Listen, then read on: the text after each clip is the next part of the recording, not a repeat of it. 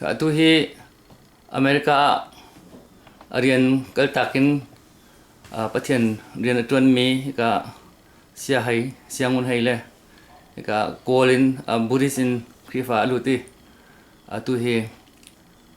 arian dong chuatakin pengkip stay kip wakin pathian thong tha chimmi gan unau kusing jon tu hi an ma he vanitan ruanak le an ma ne satu tha an kan ser me kan chim datan selai sia panang mani kan kusing jon kong kha tom palte introduce van to tala to chon nang mani kan ning ken yem kan ropia ko ka zapi ni thayok her mi ti te kha thaitar kho kan zom ti kan som acha ka long ngai saboi bian ka halmi le kusin chung he kus meri pani aton mi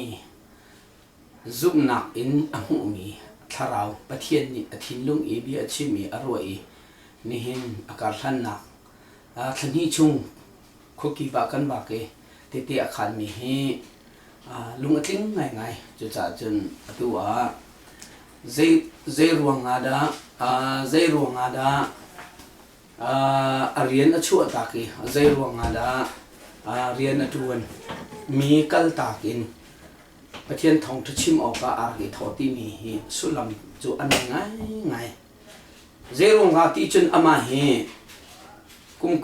kum som thum reng lo boda bata i athang lien mi se chuaka in boda bata se thantlang peng tikir nu ngun rem he ani i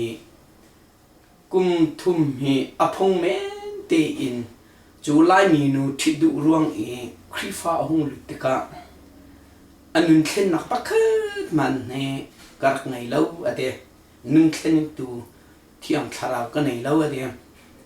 nu lai mi nu thit ka du ruang a khifa ka helu chu se ko ye asana in lai mi ni an biak mi pathian hi anung nge ti hi ka thailan mang te ka lai mi nun ka zawale Jisu kong pakhat man yan ka chim fon lo lai mi nun zawa hin phin tu le don tu le mang chang boda ram chung a boda in athang lien mi ka si te ka khuwa karo mi cho krifa nakin boda bata pe aletin anjia za rak tha de wi kan jia za tha de he krifa kalu hu in zu ha ka heding la lam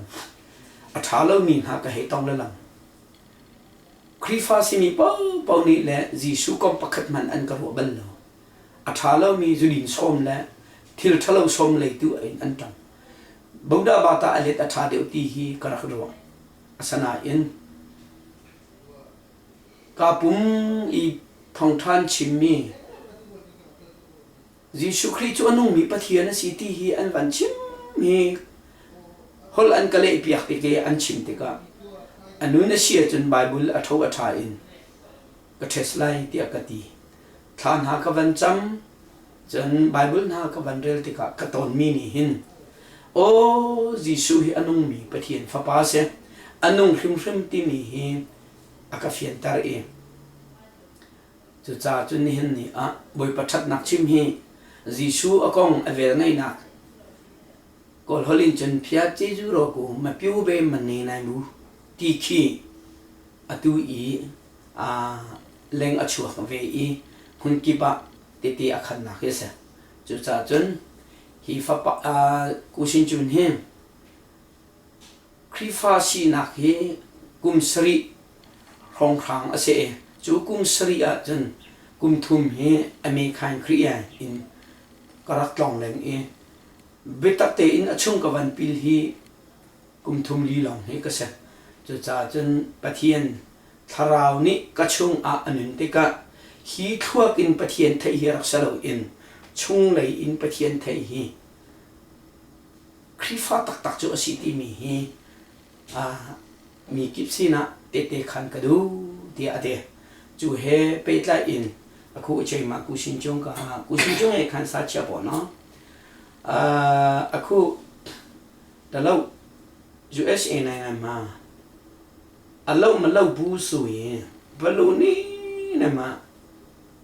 mi ta su ku phan ti lu ma ya bu long ma sa ya la လုံးမအဆင်ပြေရတာဒါပေမဲ့ဒီနေ့အလောက်ကနေနှုတ်ထွက်ပြီးတော့ထူးထူးဆန်းဆန်းဘာဖြစ်လို့ဒီနေ့အဲ့ဒီခရစ်တော်ရဲ့ဂျေဇုတရားကိုဟောပြောဖို့ရဘာသင်ခန်းစာအဖြစ်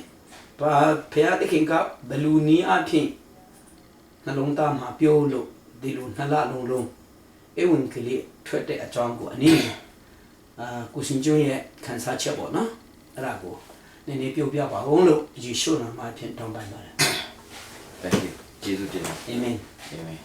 ကျွန်တော်မိဘတွေကဗုဒ္ဓဘာသာဖြစ်တယ်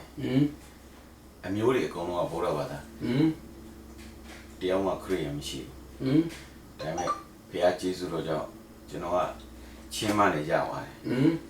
ချင်းမနဲ့ရသွားတော့ကျွန်တော်ဘုရားတည်ပါတယ် အာမင်ဟာလေလုယာ ဘာဖြစ်လို့လဲဆိုတော့ရင်တော့အကျန်းစီရတစ်မျိုးအလုပ်များများလုပ်မယ်အိမ်ဝင်မယ်ကားဝင်မယ်ပြန်ပမာပြီးကိုပြန်ပို့မယ်ဒီအဆင့်ပဲရှိတယ်ဒါပေမဲ့အခုကျတော့ဘုရားသခင်ရဲ့နှုတ်ကပတ်တော်ကနေတိုင်းဘုရားရဲ့နှုတ်ကပတ်တော်အမြဲတမ်းကြားလာတဲ့ခါကျတော့ဘုရားရဲ့ကောင်းတဲ့ကြောင်းကိုကောင်းကောင်းသိလာတယ်ကောင်းကောင်းသိလာတဲ့ခါကျတော့လုတ်တွေအိမ်တွေကားတွေကအဓိကမဟုတ်တော့ချင်းမနဲ့ရလို့ကျွန်တော်ကခရစ်ယာန်တည်သွားတဲ့အတွက်ကြောင့်ဒီချင်းလူမျိုးတွေအတွက် အာမင် ဖျားတကယ်အထဲထဲမှာသူတို့သိတာမဟုတ်ဘူးသူ့ရဲ့နှလုံးသားထဲမှာရှိဖို့အတွက်အခုဆိုလို့ရှိရင်နေရာတွေကမှရဲရဲဝင်းဝင်းကျွန်တော်လိုက်ပြီးတော့တတိခံတယ်ဘာဖြစ်လို့လဲဆိုတော့ဒီမှာရှိတဲ့ခရစ်ယာန်လို့ပြောတဲ့ချင်းခရစ်ယာန်တွေအကုန်လုံးမဟုတ်ပါဘူး90%ကစာရန်သားသမီးတွေဖြစ်နေတယ် စာတန်လက်ထဲမှာရှိတယ် စာရန်လက်ထဲမှာရှိတဲ့ ဘုရားသား ဖျားသားတွေ အေး နော်ဒါပေမဲ့သူတို့ရဲ့နှလုံးသားထဲမှာတကယ်တမ်းတော့ဖျားမရှိပါဘူးဖျားရဲ့နှုတ်ကပတ်တော့လုံးဝမရှိဘူးတယောက်နဲ့တယောက်ချစ်ချင်းမေတ္တာမရှိဘူးချစ်ချင်းမေတ္တာမရှိဘူးတယောက်နဲ့တယောက်ရန်လိုမုန်းပွားနေတယ်ဒီထက်ပိုဆိုးတာကအမျိုးဆွဲအေးအဲ့ဒီအမျိုးဆွဲနေတဲ့အသင်းတော်တွေအကုန်လုံးမှာတယောက်မှအနာငြိမ်းချင်းမရှိဘူးအဲ့ဒီအသင်းတော်ကွဲသွားပြီဆိုရင်အသင်းတော်ကွဲတဲ့အထဲမှာ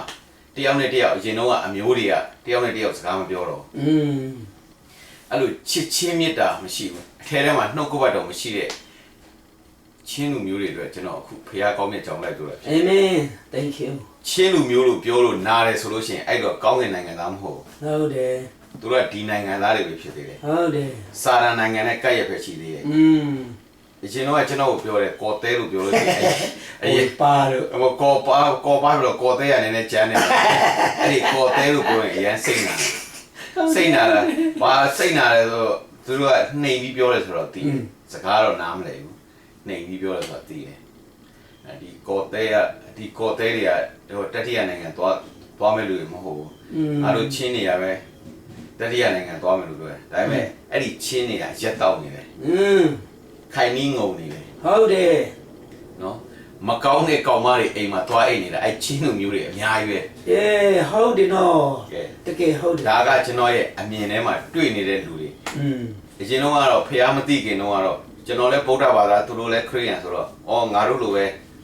မကောင်းတဲ့နေရာသွားတာအတူတူပဲဆိုတော့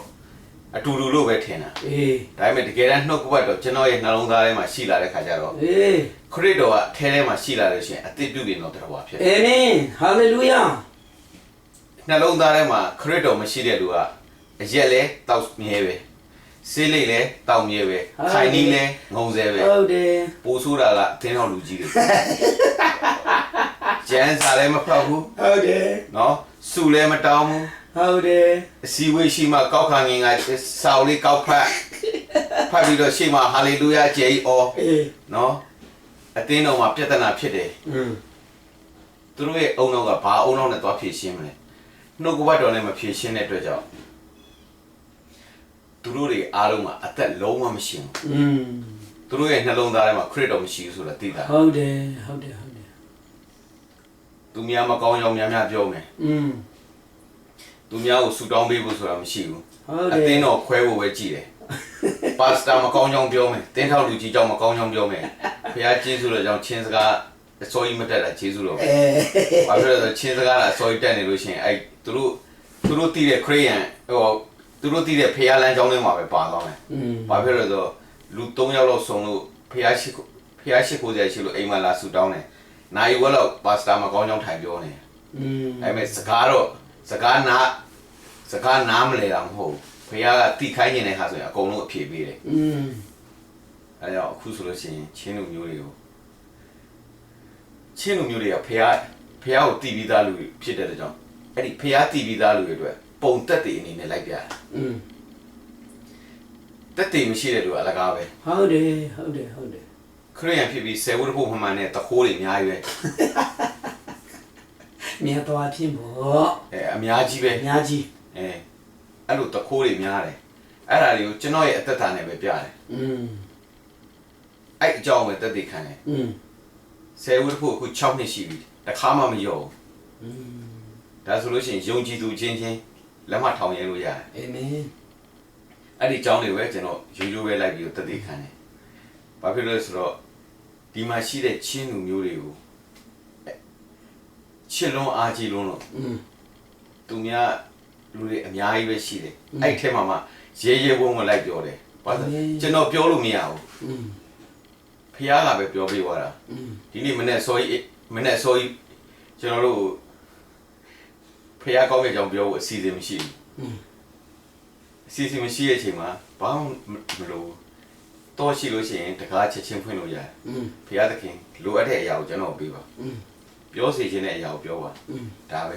ကျွန်တော်ဖះစီမှာဆူတောင်းတယ်ဘာဖြစ်လို့လဲဆိုတော့ဒီမှာရှိတဲ့ချင်းလူမျိုးတွေကအကုန်လုံးဖះကိုတီးပြီးသွားတဲ့လူတွေရှိတယ်ထဲထဲမှာမရှိသေးလို့မရှိသေးတဲ့လူကိုမရှိသေးတဲ့ဗုဒ္ဓဘာသာကြီးသွားပြောလို့ရှိရင်အဝေးကြီးဖြစ်နေသေးတယ်ဒီမှာရှိတဲ့ချင်းတွေဖះကိုတီးသွားပြီဆိုလို့ရှိရင်အမေရိကနိုင်ငံလည်းအလွယ်တကူပြောင်းလဲလာမယ်သူတို့ဖះချစ်တဲ့လူတွေပါလားအမြဲတမ်းအရက်မူးပြီးတော့လမ်းဘေးမှာမှောက်နေတာသူတို့ကြည့်လိုက်ဒါဖះသားတွေမဟုတ်စာရန်သားတွေဟုတ်တယ်အရက်တောက်နေတဲ့ချင်းလူမျိုးကလည်းဖះသူတို့ထဲမှာမရှိဘူးဟုတ်တယ်ဒီထက်ပိုဆိုတော့ပါစတာလည်းရှိသေးတယ်အင်တာနက်မှာထိုင်ပြီးတော့မကောင်းတဲ့ကားတွေကြည့်တာရှိသေးတယ်ဝိုင်းတောက်နေတဲ့ပါစတာတွေရှိသေးတယ်ပါစတာတော့ပြောတယ်မိမတွေကမဟုတ်တာလုပ်နေရရင်အများကြီးရှိသေးတယ်အဲ့လိုပါစတာတွေကတွားပြီးတော့ဥဆောင်နေတော့နောက်ကတိုးတွေကဘယ်လိုလုံးမှနှုတ်ကပတ်တော်အစ်စ်ကိုမကြားတော့ဟုတ်တယ်လှုပ်ရိုင်းပြောရမယ်ဆိုလို့ရှိရင်တော့လှုပ်စားနေတာပဲဟုတ်တယ်တနင်္ဂနွေတရက်မှာတရားဟောဖို့အတွက်တစ်ပတ်လုံးအင်တာနက်မှာထိုင်နေစာမတက်တဲ့အသင်းသားတွေအတွက်အဲ့ထဲဟာတွေပဲယူပြီးပြောတယ်သူ့ရဲ့အသက်တာမှာနှုတ်ကပတ်တော်ကဒီတစ်ပတ်တော့ငါဘယ်လိုပြောလဲဆိုတဲ့ဟာမျိုးမရှိဘူးဖះကတော့ဒီနေ့တော့ငါ့ကိုဘယ်လိုဖွင့်ပြတယ်ငါလူမျိုးတွေအတွက်ဘယ်လိုလုပ်မယ်ဆိုတော့တရားမဟောအင်တာနက်ထဲမှာရှိတဲ့ဟာနဲ့ Facebook ထဲမှာရှိတဲ့ဟာနဲ့တရားလာဟောတော့အဲ့ဒီအသင်းသားတွေကဘယ်မှာသွားပြီးတော့မှန်ကန်တဲ့နှုတ်ကပတ်တော်ကြားမယ်ဟုတ်တယ်အဲ့ဒါကြောင့်သူ့ရဲ့အသင်းသားတွေများကလည်းလမ်းဖေးမှာရောက်သွားကြတယ်သူတို့ထဲမှာနှုတ်ကပတ်တော်မရှိဘူးဟုတ်တယ်ဟန်ဆောင်နေတဲ့ခရိယန်တွေများတယ်ဟုတ်တယ်အဲ့ဒါကြောင့်အဲ့ဒီအကြောင်းတွေကိုကျွန်တော်ကဖះကောင်းတဲ့အကြောင်းကိုလူများရှိတဲ့အချိန်မှာပို့ပြီးတော့များပြောတယ်ကျွန်တော်တငယ်ချင်းတယောက်ကကိုလိုရာဒိုကတငယ်ချင်းတယောက်ကပြောတယ်ဆရာစင်ညုံကိုကိုလိုရာဒိုမှာခေါ်ပြီးတက်တည်ခံခိုင်းမယ်ဒီမှာထိုင်နေတဲ့ချိန်တော့တက်တည်ခံခိုင်းမှုခေါ်တယ်ကျွန်တော်ပလင်မော်ရောက်ရောဒီလိုချင်းလူမျိုးလို့ပြောရင်မနာနဲ့ချင်းလူပြောလို့နာနေဆိုလို့ရှိရင်တော့ကောင်းတဲ့နိုင်ငံမရောက်ဘူးအမျိုးဆွဲတဲ့ဟာလေကျွန်တော်ကိုကြိုက်တယ်လို့ပြောကိုပါပဲပြောကိုတဲပဲပြောဘာချင်းမဟုတ်ရှိလိန်ပြီးချင်းမဟုတ်လိန်ပြီးဟိုမကြိုက်ဖဲနဲ့နိုင်ငံခြားလာခြင်း US လာခြင်းလို့ယူတဲ့လူပဲဘလို့ပဲပြောဒါပေမဲ့ကျွန်တော်ဖះသားဖြစ်တဲ့ကျွန်တော်လည်းမဆိုင်တော့အခုကျွန်တော်ပြောတဲ့ဟာတွေနာနေသေးတယ်ဆိုရင်တန်ရှင်းသောဝိညာဉ်တော်ကတင်းတို့စကားပြောနေတာဖြစ်တယ်အမျိုးဆွဲတယ်ဆိုလို့ရှိရင်ဒီနိုင်ငံမှာပဲရှိသေးတယ်အမျိုးမဆွဲငါနိုင်ငံသားဆိုရင်ကြိုက်တယ်လို့ပြော တို့ကမနာတော့ဖခင်ရဲ့ကောင်းမြတ်ကြောင်းကိုမပြောတဲ့နှုတ်ကစာတန်သားသမီးပဲဖြစ်တယ် အာမင်ဟုတ်တယ်ဒါဟုတ်တယ် ဖခင်သားလည်းပြောသေးတယ်ဖခင်ရဲ့ကောင်းမြတ်ကြောင်းကိုမပြောလောကအကြောင်းတွေပဲပြောနေတယ်လောကအကြောင်းတွေအများကြီးပြောနေတယ်အဲ့လိုပြောနေတဲ့အတွက်ကြောင့်သူတို့ကလောကသားတွေဖြစ်တယ်ဖခင်သားတွေမဟုတ်နောက်ပြီးကျွန်တော်ကြားတဲ့သတင်းတစ်ခုရှိသေးတယ်ချင်းတောင်ကလောဝကတိုင်းဖြတ်တာတို့ချင်းတောင်ကိုဗုဒ္ဓဘာသာထိုးဖောက်တာတို့ဒီမှာရှိတဲ့အကုန်လုံးပညာရှင်တွေပါချင်းပြည်ကရောက်တဲ့ပညာရှင်တွေပါဟုတ်တယ်အင်တာနက်မှာလွှင့်มาလားငါတို့ချင်းပြည်နယ်အတွက်အားလုံးစာရှောင်ဒူးထောက်ပြီးဆူတောင်းကြအောင်အဲ့ဒီဗမာပြည်ကလာတဲ့သာသနာပြုမဲ့ဗုဒ္ဓဘာသာတွေကိုငါတို့ခရစ်တော်အကြောင်းပြောမယ်ဆိုတာမရှိဘူးအင်တာနက်ကနေအာရမဟုတ်တာတွေရှောက်ရေးပြီးတော့မှချင်းလူမျိုးတွေစိုးရိမ်အောင်ရှောက်ပြီးပြောတယ်အဲ့ဒါကြောင့်သူတို့ရဲ့အသက်ဆရာကြီးတွေကလည်းဒီလိုရေးနေတဲ့ကြောင့်အောက်မှာရှိတဲ့လူတွေအားလုံးကလည်းအလကားနေနေကြောက်ပြီးတော့မဟုတ်တာတွေပဲတွေးနေကြတော့တယ်သူတို့စီမှာငါတို့ချင်းပြည်တယ်ပဲဟိုဗုဒ္ဓဘာသာတွေဖြစ်တော့မယ်ဆိုပြီးတော့စိုးရိမ်နေရွာတပြောက်လာဆရာ6ယောက်လောက်ပဲလာရွာတပြောက်မှာလူ90ရှိအဲ့90ကဘာလို့6ယောက်ကိုဗုဒ္ဓဘာသာဖြစ်အောင်ဘာလို့မပြောင်းလဲနိုင်တာ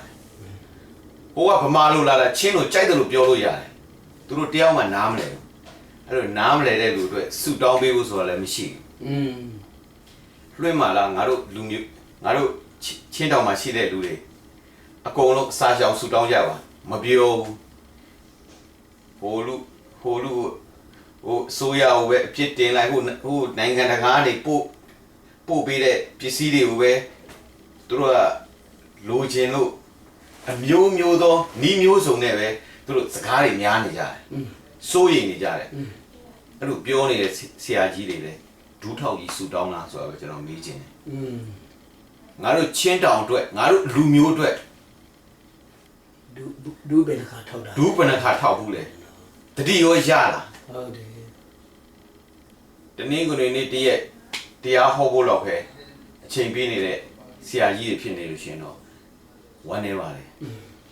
ဖះကိုချစ်တာမဟုတ်ပါဘူးဒီတိုးရင်းနေစီကနေပြီးတော့မှန်ကန်တဲ့နှုတ်ကပတ်တော်မကျွေးနိုင်တဲ့အတွက်ကြောင့်ပလင်မောမှာရှိတဲ့ပါစတာတွေကိုအောက်မှာရှိတဲ့တခါတလေမှတရားတော်နားမထောင်ကလေးထိန်းနေတဲ့မိမတွေကဘာပြောလဲဆိုတော့ပလင်မောမှာရှိတဲ့ပါစတာတွေအကုန်လုံးမဟုတ်ပါဘူးသူတို့ဟောတဲ့တရားကလည်းဝိညာဉ်မပါဘူးဟုတ်တယ်ပြောတန်ကြတယ်ကျွန်တော်ပါစတာကဝိညာဉ်ကြောင်းနားမလဲဘူးအသင်းသားကဝိညာဉ်ကြောင်းနားလေဟုတ်တယ်ဘယ်လိုလုပ်သွားပြီးတော့အသင်းတော်မှာရှိတဲ့လူတွေသွားပြီးတော့အုပ်ချုပ်လို့ရမယ်ပါစတာတွေကအများသောအားဖြင့် case worker သဘောလောက်ပဲထားတာဟုတ်တယ်ကို case worker လို့သဘောထားလို့ရှိရင်အဲ့လုပ်ငန်းကိုဆက်လုပ်ပါကိုကဖះအလုပ်လုပ်အောင်မှာဒူးထောက်အောင်မှာဆူတောင်းမယ်ဖះအလုပ်မလုပ်ဖ ೇನೆ လူမှုရေးလုပ်လို့တော့အဲ့ဒီပါစတာတွေကခိုင်းတဲ့လူတွေကကျွန်သဘောပဲခိုင်းတာကျွန်သဘောပဲခိုင်းတာငါတို့ဖះเจ้าတက်တယ်ငါတို့ appointment လုပ်ပေးအောင်ကျွန်သဘောပဲထားတာဆေးရုံသွားဘာသာပြန်ရှိတယ်ကားမမောင်းနိုင်ဘူးတခြားလူတွေအများကြီးရှိတယ်အဲ့ဒီလူတွေကြတော့ဆူမတောင်းပေး case worker လုပ်ဖက်လုပ်တယ်အဲ့ဒီလူကနေကောင်းသွားလို့ရှိရင်ပါစတာကိုကျေးဇူးတင်တယ်လို့တစ်ခွန်းမှမပြောဘူးအဲ့ဒါကြောင့်ပါစတာကြီးမြောက်လည်းပြောချင်ပါတယ်အတင်းသားတွေအတွက်အဓိကဆူတောင်းပေးပါဒီမှာရှိတဲ့ချင်းလူမျိုးတွေအတွက်လည်းပြောချင်ပါတယ်ကိုအထဲမှာဖျားရှိတယ်ဆိုတဲ့အကြောင်းကိုပုံသက်တည်ပြပါအာမင်ရက်တောင်းနေတဲ့ခရိယန်တော့ဖျားသားဆင်မဟုတ်ပါဘူးဟုတ်တယ်နော် Facebook မှာချိန်ကုန်နေတဲ့ပါစတာတွေတင်းထောက်လူကြီးတွေအတင်းသားတွေအဲ့ဒါတွေလည်းဖျားသားဆင်မဟုတ်ပါဘူးအာမင်ဖျားရဲ့နှုတ်ကပတ်တော်ကြတော့9မိနစ်အချိန်မပေးနိုင်ဘူးFacebook ကြတော့2နာရီလောက်ချိန်ပေးတယ်3နာရီလောက်ချိန်ပေးတယ်ဂိမ်းဆော့နေတဲ့လူတွေလည်းရှိပါသေးတယ်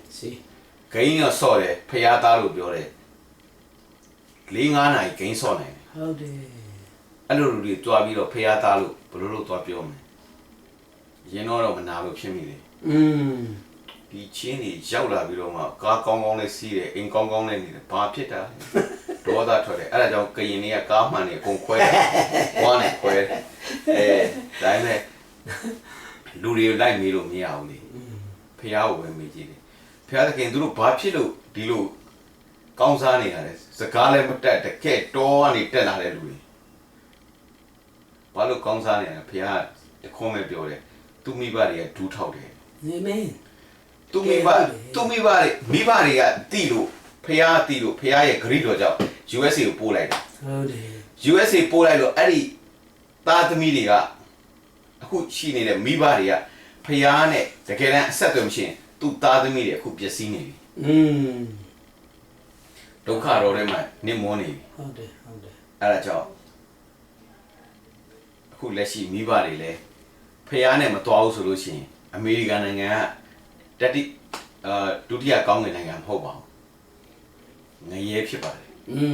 အဲ့ကြောင့်မရှိတဲ့အရောက်စီတိုင်းရဲ့အသက်တာမှာကျွန်တော်ခွန်အားပေးချင်တာကတော့အသက်တာမှာကိုရတဲ့နှုတ်ကပတ်တော်တလုံးနဲ့အသက်ရှင်ပြအောင်အာမင် အသက်မရှင်တဲ့ခရိယန်ကတော့စာရန်သားတွေဖြစ်ပါတယ်ဆိုတော့ကျွန်တော်အနေငယ်ခွန်အားပေးချင်ပါတယ်ရောက်စီတိုင်းဖျားသခင်ကောင်းချီးပေးပါစေအာမင်ခွဲကလုံးတုတ်နေရကောင်းချီးပေးပါစေအာမင်ဟေမေရီပါဟေအတူချီမီပြတဲ့ခါကန်ကလနကိပါချတ်ကိပါတေတေအခါငယ်ရာချာငိုင်းအချင်းတကတိယံခါရောင်ဒီအထောမီအဘိယထိုင်မီခါနေဟင်ခွန်ရောပြငိုင်းငိုင်းစေဝန်ဆမ်ဝန်နေကျုံနာ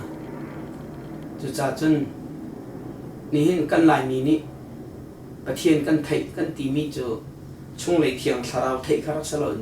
ทวกินกันเทอีอามาตรงนี้ชินชับมีประคัตโจฮิตินาทีนั่นนี่ไล่มีโจนั่นหนูและนั่นป่านี้อันนี้รินชินหาอีครีฟ้าฮีซุมนักกองตรงนั้นเทแล้วจนขี้นักสักตรงนั้นเทดีแล้วออโตเมติกอินครีฟ้านั้นจังเออพุ่งเมนั่นหินนี่เดียครีฟ้าเดียนั่นนี่กันนี้บุตรบาตาจูเบียงนักดังอินเบียงนักดังกันวันอิทิลติกาถ้าตินกันเด็กสักเวกันลีลาเวถ้าก็จำเวถ้าจำเวนิ่งฮีประเทียนเนี่ยถ้าชัวเปชินเสร็จแล้วเรียนตวนปาที่เด้งอินเรียนตวนปาที่นักก็โรลอุลินจันเลยเชียโรลอุลินนิสมลีวอยฮีโรลอุถ้าจำอินประเทียนฮีอารักฮัลลีประเทศนั้นเบียฮีอันนึงตักเสียจนเบียหงกระชิมตีนเจนิสิบัตรมีงาเลขาละงาขาละกบ่าวจังกันเนี่ยเบียเรทีเลขาเจนิสิบัตรตียงฮีวอยลีไอเลตีจุดที่การจนอชุงประเทศเบียค่ะ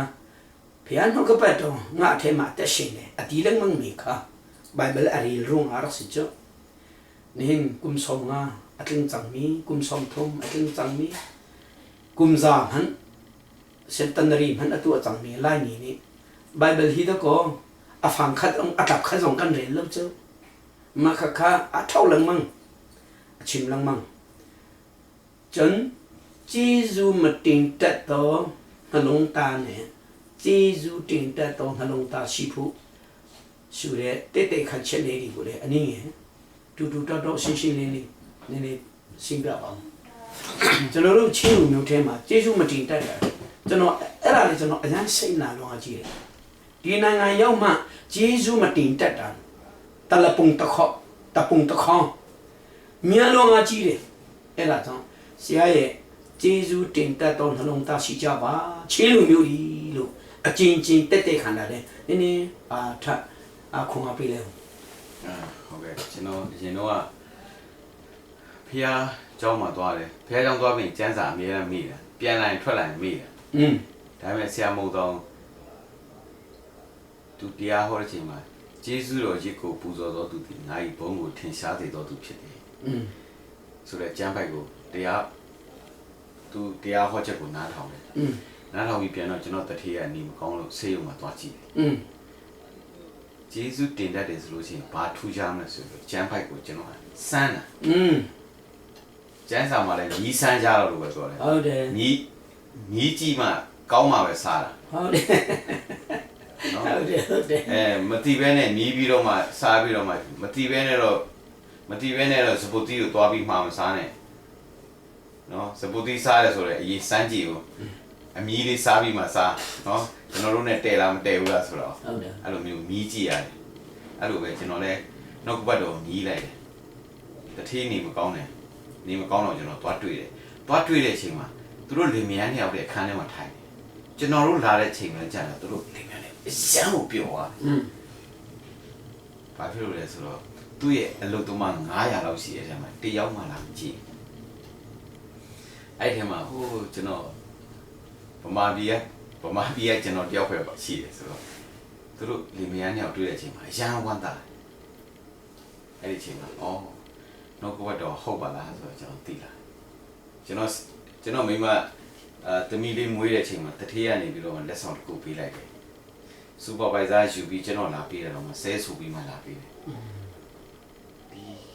ဒီကောင်ဘာသွားလိန်လို့တထေးကဒီလိုပစ္စည်းပေးလိုက်တာလဲဆိုတော့ကျွန်တော်တေးဦးလို့ဆဲဆူပြီးမှလာပေးတယ်ဒါပေမဲ့ကျွန်တော်သိတယ်နှုတ်ကပတ်တော်အလုပ်လုပ်တယ်ဆိုတော့ကျွန်တော်ကောင်းကောင်းသိတယ်ကျွန်တော်ကျွန်တော်တို့ USA လာကနေမှကျွန်တော်နောက်ဆုံးတထေးကိုပြောလိုက်တယ်အဲ့တထေးကကျွန်တော်တို့တော်တော်တန်ကြည့်တော်တော်တန်စကားပြောတယ်လို့တထေးမဟုတ်ရှင်းနေတာပါ အစင်သူတို့ကအစင်မြင်လားမမြင်လားတော့မမင်းနဲ့ကျွန်တော်တို့စီးပွားရေးအရန်ကောင်းတဲ့အချိန်မှာတညကို9000သုံးတယ် night club မှာအဲ့တရက်ထဲမဟုတ်9နှစ်လောက်အဲ့လိုသုံးတာကျွန်တော်တို့တထေးရဲ့ကောင်းမောင်းတဲ့လူနဲ့ကျွန်တော်နောက်ဆုံးပြန်တွေ့သူကအကုန်ပြောပြသူကအကုန်လုံးနေတိုင်းပတ်စံလိုက်ရှင်းပေးရအဲ့လိုမျိုးပတ်စံဖြုံးတဲ့တတိကျွန်တော်တို့လိုဟိုအောက်မှာရှိတယ်ပေါ့တခါကျရင်ဘေးရဖြတ်သွားရင်တော့ပြုံးပြတာမဟုတ်ကိုကကွန်မော်လေးပြောတာတော့မှမပြောချင်အဲ့လိုတတိမျိုးဒါပေမဲ့ဂျေဇုတီးရတဲ့နှလုံးသားဆိုတဲ့အဲ့ဒီနှုတ်ကပတ်တော်ကြားတဲ့အချိန်မှာကျွန်တော်စမ်းကြည့်တဲ့အချိန်မှာတတိကနောက်ဆုံးဘာပြောလဲဆိုတော့ကျွန်တော်တို့မလေးရှားမှာနေတယ်မှာဝတ်ပါမင်းဒီမပြီးတော့ကျွန်တော်ယူအန်ကတ်နဲ့ပဲခိုင်းတယ်ဆိုတော့တတိယဘာပြောလဲဆိုတော့မင်းကငါအလုပ်တော့ခံထားမယ်ဒါပေမဲ့ရဲလာတယ်ဆိုလို့ရှိရင်တွေ့တယ်ဆိုလို့ရှိရင်ဒီကိုအလဲလာတယ်လို့ပဲပြောပါငါကျင်းမင်းကိုအလုပ်တော့ခံထားမယ်အလုပ်တော့ခံထားမယ်လာရင်ဧည့်သည်လို့ပဲပြောပါဘာဖြစ်လဲဆိုတော့လောတစ်ခုထုတ်ထားတာဘာမှမရှိရလို့အလုပ်ခံထားရဆိုရင်တထေးကကျင်းကြံ3ချက်ရိုက်ခံသူကဘာပြောလဲဆိုတော့မင်းငါလည်းအသက်ကြီးပြီနော်မင်းမနေတော့လောအောင်ရှောင်ပါနော်ငါ့ကိုတော့မထဲနဲ့ငါ့ကိုလာအလုပ်လာရှာတယ်လို့ပဲပြောပါဆိုပြီးတထေးကပြောတယ်တထေးကဘဇုကိုမှဒီလောက်ကြီးကောင်းရှုပ်ဟိုရိုက်ဟိုစိုးရိမ်စိတ်နဲ့အလုပ်တယောက်မှမခံဘူးအဲ့ဒါမှနောက်ဆုံးကျန်တာကျွန်တော်တယောက်ပဲကျန်တယ်ကျွန်တော်ချင်းလူမျိုးတွေပမာလူမျိုးတွေအများကြီးအလုပ်လုပ်ခဲ့တဲ့နေရာကျွန်တော်ကျေးဇူးတင်တယ်လို့ပဲပြောခဲ့တာနောက်ဆုံး USA လာကနေတယ်အဲ့ဒီချိန်မှာတတိကိုကျွန်တော်ဖုန်းဆက်ပြီးပြောတယ် boss USA ကိုသွားတော့မယ်ကျေးဇူးတင်တယ်လို့ပဲပြောလိုက်တာမင်းကုမ္ပဏီမှာအလုပ်ခံခဲ့တဲ့အတွက်ကျေးဇူးတင်တယ်မင်းကုမ္ပဏီမှာရှိတဲ့စက်တွေEsquadra တွေ Borusa တွေ Lolly တွေသူစက်ရုံမှာ construction မှာရှိတဲ့စက်တွေအကုန်လုံးကျွန်တော်မောင်းလို့ရတယ်အဲ့ဒါကျေးဇူးတင်တယ်မင်းလာစားကောင်းကောင်းပေးခဲ့တဲ့အတွက်လည်းမင်းကိုကျေးဇူးတင်တယ်ဆိုပြီးကျွန်တော်တထေးကိုပြောလိုက်တာတထေးကြီးကဘာစိတ်ကူးပေါက်သွားလဲမသိဘူးမင်းကိုဒင်နာကျွေးမယ်ဘယ်နေ့အားလဲပဲပြောကျွန်တော်အရန်အံ့ဩတယ်ဟုတ်ကဲ့ကျွန်တော်ဒီနေ့လာနေအားရတယ်ဆိုပြီးတော့ကျွန်တော်တထေးကိုပြောလိုက်တယ်အဲ့မဲ့ကျွန်တော်တို့မန်နေဂျာကိုသွားပြောတဲ့ခါကျတော့မင်းတထေးကိုဘာသွားလိန်တာလဲဘာလို့ तू ကအဲ့တထေးကလူတွေကောလိန်နေတဲ့နေရာမှာတော့အရန်တော်ဒါပေမဲ့ကျွန်တော်တို့တထေးချင်းဆိုတော့သိတယ်လေပြီးတော့ဘလောက်လိန်တော်လဲဆိုတော့ဒါပေမဲ့ဘလောက်လိန်မဲတော်တော့ထမင်းခေါ်ကြွေးဖို့အတွက်တော့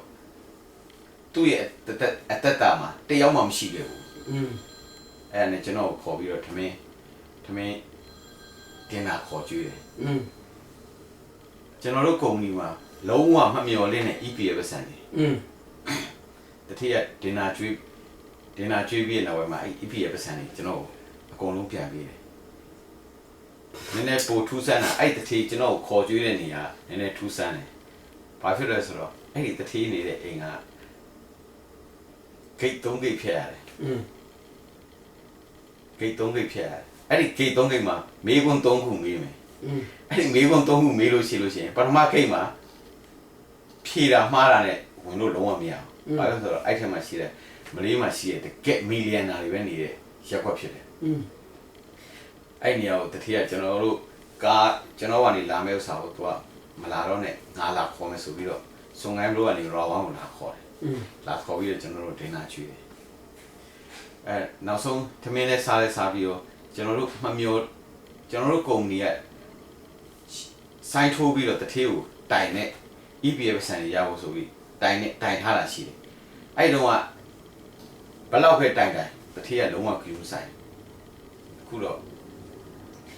ကျွန်တော်တထေးကိုကျေးဇူးတင်တယ်လို့ပဲပြောလိုက်တာမင်းကုမ္ပဏီမှာအလုပ်ခန့်ခဲ့လို့ကျေးဇူးတင်တယ်လို့ပဲပြောလိုက်တာတထေးကကျွန်တော်ထမင်းဒင်နာလဲကျွေးပြီးတော့မင်းရဲ့ EPF ဆန်တွေကမနေ့ကရုံးမှလာထုတ်လိုက်တယ်ထိုးဆန်းနော်ကျွန်တော်တို့ကုမ္ပဏီမှာလုပ်ခဲ့တဲ့ထိုင်းရှိတယ်ထိုင်းလန်ရှိတယ်အင်ဒိုနီးရှားရှိတယ်ဘင်္ဂလားဒေ့ရှ်ရှိတယ်လူမျိုးတွေအများကြီးပဲရှိတယ်အဲ့ထဲမှာ EPF ဆန်တွေအကုန်ပြန်ရတာဆိုလို့ကျွန်တော်တယောက်ပဲရတယ်ဘာဖြစ်လဲဆိုတော့ကျွန်တော်ပြောခဲ့တာ thank you လို့ပဲပြောခဲ့တယ်နောက်ဆုံးကျွန်တော်တထေးကိုအခုပြီးခဲ့တဲ့နှစ်ကကျွန်တော်တငယ်ချင်းတယောက်ပြန်သွားတော့တထေးနဲ့သွားတွေ့တယ်သူ့တော့မမှတ်မိပါဘူးကျွန်တော်နာမည်ပြောလိုက်တော့သူကချက်ချင်းဝမ်ပန်းသာကြိုးဆိုပြီးတော့သူတို့စားတော့ဆိုင်ကောင်းမှကျွေးတယ်ပြီးတော့တထေးကြီးကဗာမှားလိုက်တယ်ဆိုတော့နောက်တစ်ခါကျွန်တော်လာတယ်ဆိုလို့ရှိရင်တခြားမှမတဲပါနဲ့သူ့အိမ်မှာလာတဲပါသူ့အိမ်မှာတဲပါလို့ပြောတယ်ကြာကျွန်တော်တော့ကြောချမ်းတယ်ဘာသူ့အိမ်နဲ့ဝင်ရမယ်ခကြီးကတေးသေးလေးမဟုတ်ဘူးတကယ်တထေးနေတဲ့နေရာရက်ကွက်ဆိုတော့ကျွန်တော်တော့ရန်ဆိုရင်အဲ့ဒါပေမဲ့ဘာဖြစ်လို့လဲဆိုတော့ဖခင်ရဲ့နှုတ်ကပတ်တော်ကအသက်ရှင်လာတဲ့ခါကျတော့အာမင်တကယ်တထေးတွေကတော့မှသူတို့နေရာကိုခေါ်ခြင်းနဲ့စိတ်တွေပေါက်လာအဲ့ဒါခြားကြောင်မဟုတ်ဖခင်ရဲ့နှုတ်ကပတ်တော်ဖခင်ရဲ့ချစ်ချင်းမြတ်တာကိုကျွန်တော်နားလည်တဲ့ချိန်ကျတော့တထေးရလည်းပို့ပြီးတော့ကျွန်တော်မြတ်တာပြန်ပြတာအာမင်တထေးက USA ကိုထွက်လာကနေမှဘာပြောလဲဆိုတော့မင်း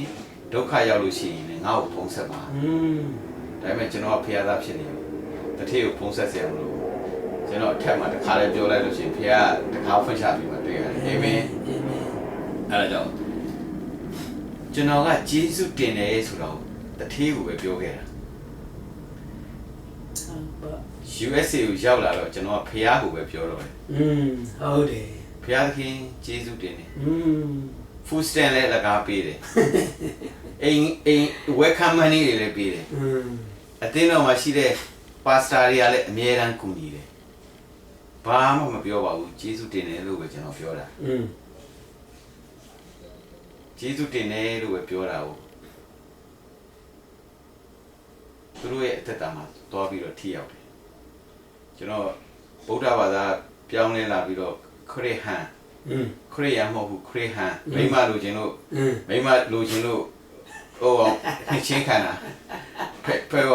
လိုချင်လို့မဟုတ်ဘူးဘာပဲဆိုတော့ချင်းလူမျိုးတွေကြည့်ပြီးတော့ချင်းလူမျိုးတွေတီးတဲ့ဖះငါတို့ဗုဒ္ဓဘာသာနဲ့ပို့ဆိုးတယ်ဟုတ်တယ်ဘာလို့လဲသူတို့ကမဟုတ်တဲ့နေရာသွားတဲ့လူတွေများတယ်ဆိုတော့အဲ့ဒါကြောင့်ကျွန်တော်လုံးဝယုံလုံးမဟုတ်ဘူးခရစ်ဟန်အနေနဲ့လာခဲ့တာဒါပေမဲ့ဂျေစုတင်တဲ့နှလုံးသားဂျေစုတင်တတ်တယ်ဆိုတဲ့နှလုံးသားကိုကျွန်တော်ကြားလိုက်တဲ့အချိန်မှာကျွန်တော်အသင်းတော်မှာရှိတဲ့ပါစတာတွေကိုလည်းကျွန်တော်ဒီလိုပြောတယ်ပါစတာကကျွန်တော်ရောက်ခါစားမှာအိမ်တော်မျိုးသမီးဆူတောင်းတဲ့နေရာမှာကျွန်တော်ကြားခေါ်ခိုင်းအဲ့ဒါပို့ပြီးတော့ကြားတုတ်တာမနေ့တနေ့မှရတဲ့ခရစ်ယာန်ဘယ်မှာသွားပြီးဘယ်ကျမ်းမိုက်သွားပြီးတော့ဘလို့တရားသွားဟောမလဲဆိုတော့ကျွန်တော်မိမအောင်မေးတော့မိမကဘာပြောလဲဆိုတော့မလေးရှားမှာနေကျေးဇူးတင်တဲ့လို့တထေးကိုကျေးဇူးတင်တယ်လို့ပြောတာအဲ့ဒါတက်သေးခန္ဓာအဲ့ဒါဖះကောင်းမြတ်ကြောင်းပြောတာတရားဟောတာနဲ့တူတူပဲလို့ပြောတော့ကျွန်တော်အဲ့ဒါလေးပဲပြောလိုက်တယ်အဲ့ဒါလေးပြောလိုက်တော့အဲ့ဒီအကြောင်းလေးကျွန်တော်သွားတဲ့ခန္ဓာကျွန်တော်တို့ပါစတာကနှစ်တိုင်းThanksgiving ရောက်ရင်အများနဲ့တတိယ အဲ့ချိန်မှာ Thanksgiving မှာ3ရက်ဆိုရင်ကျွန်တော်ရောက်ခါစားတော့ကျွန်တော်ထမင်းကျွေးခဲ့တဲ့ထမင်းခေါ်ကျွေးတဲ့လူတွေနောက်ပြီးလို့ရှိရင်အင်ဂျီဝယ်ပေးတဲ့လူတွေ TV ဝယ်ပေးတဲ့လူတွေအဲ့လူချစ်ချင်းမြတ်တာပြတဲ့လူတွေနှစ်တိုင်းကျွန်တော်ရောက်ခါစားတော့အင်ဂျီတစ်ထည်ဝယ်ပေးခဲ့တာထမင်းခေါ်ကျွေးခဲ့တာနောက်ပြီးလို့ရှိရင်အလုပ်လိုက်လျှောက်ပေးတဲ့လူအဲ့လိုလူတွေအားလုံးကျေးဇူးတင်တယ်လို့သူတို့ပြောလိုက်လို့ရှိရင်အယံအသေးရ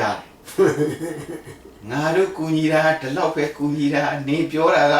နှစ်တိုင်းနှစ်တို့ဖြစ်နေတော့ငါတို့ကပို့ပြီးအကျွေးတင်တယ်လို့ဖြစ်သွားတယ်နောက်ပြီးတော့ငါတို့လည်းသူများတွေကိုအများကြီးနင်တို့ငါတို့ကထမင်းခေါ်ကြွေးတာလေသူတို့ကြတော့ TV တွေဝယ်ပေးလို့တဲ့ပတ်စံတွေပေးဝယ်စားတွေဘာ thank you ဘာမှမပြောတတ်ဘူးဒါကလူတွေရှေ့မှာပြောတဲ့ကျေးဇူးတင်တဲ့စကားတော့သူတို့ရဲ့အသေးထဲမှာဆွဲနေတယ်ဟုတ်တယ်ဘာလို့ကျွန်တော်ကနှုတ်ကပတ်တော်ကိုစမ်းတာဒါပေမဲ့အခုတော့ဖရာသခင်ကိုကျေးဇူးတင်တယ်ကျွန်တော်အမေရိကကိုပို့တာကျေးဇူးတင်တယ်ဒါပဲ thank you မလေးရှားမှာဒီလိုအိမ်မျိုးနဲ့မနေရပါဘူးနော်ဟိုကျွန်တော်တို့ကပါမစ်ရှိလို့မလေးရှားမှာပို့ထားကြမှာလုပ်တဲ့ချိန်မှာအိမ်မှာငှားနေတာတော်ရဲမှာတလောက်ရှိတဲ့တစ်သားတုံးတွေကိုတန်းစီပြီးတော့အဲ့မှာကြောခင်းပြီးအိမ်နေတဲ့ရှင်းလူမျိုးတွေအများကြီးရှိတယ်ဟုတ်တယ်သူတို့တွေဖះကျေးဇူးတော်ကြောင့်ဒီကိုပို့လိုက်တဲ့ခါကျတော့ကျေးဇူးကမ်းရတာဟုတ်တယ်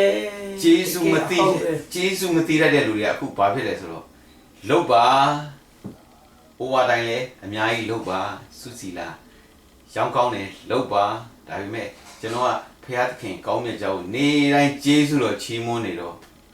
စုစီလဲလိတ်ဆရာမလို့ဘူးဟိုဝါတိုင်းလဲလှုပ်ဆရာမလို့ဖះကောင်းမြတ်ကြောင်းကျန်းစာကိုကန်ပြီးတော့ပဲလိုက်ပြီးတော့ပဲဖះကောင်းမြတ်ကြောင်းသက်သေခံတယ်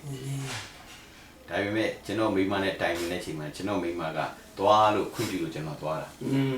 ကျွန်တော်မိမအစာရှောင်ပြီးဆူတောင်းပြီးတယ်